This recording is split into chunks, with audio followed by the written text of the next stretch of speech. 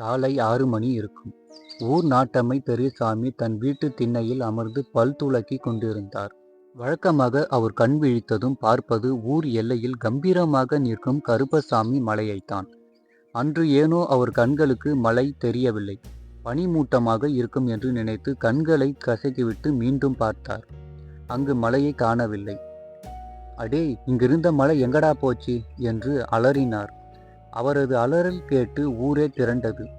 ஊர் தபால்காரர் கந்தன், பால்காரர் முனுசாமி மற்றும் ஊர் வம்பு பேசும் வடிவுக்கரசி என அனைவரும் அங்கே கூடினார்கள்.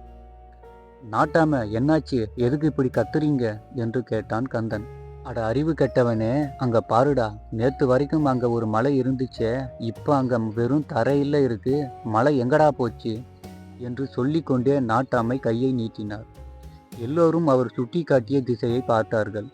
உண்மைதான், அந்த இடத்தில் ஒரு சின்ன கல் கூட இல்லை. மொட்டை மைதானமாக தெரிந்தது. அனைவருக்கும் ஒரே அதிர்ச்சி.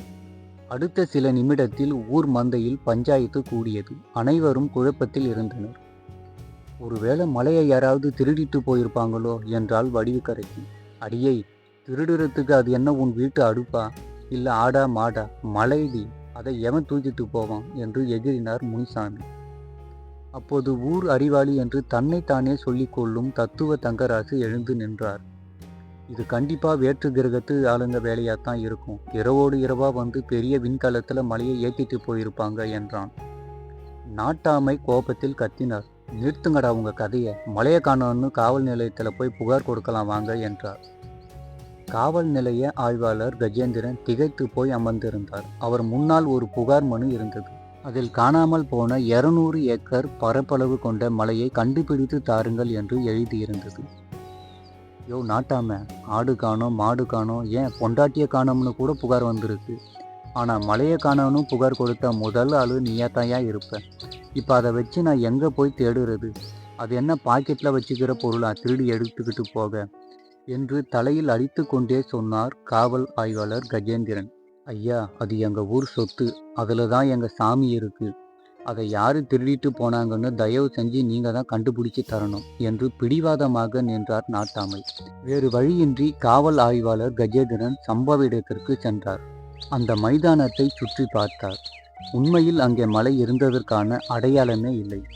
திடீரென தூரத்தில் ஒரு பெரிய கிழிந்த பதாகை ஒன்று காற்றில் பறந்து வந்து விழுந்தது. அதை பார்த்ததும் ஆய்வாளர் கஜேந்திரனுக்கு ஒரு பொறி தட்டியது. அதில் ஒரு திரைப்பட படப்பிடிப்பு நிறுவனத்தின் பெயர் இருந்தது.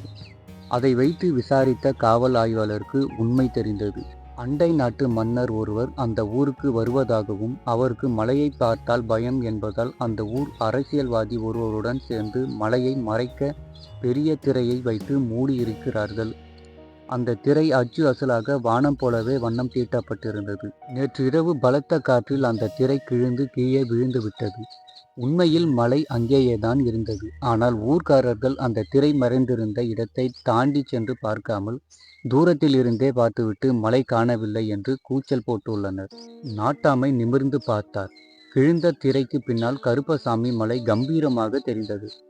அட பாவிங்களா, துணியை வச்சு மலையவே மறைச்சிட்டீங்களடா என்று தலையில் அடித்து கொண்டு ஊரை திரும்பி பார்த்தார்.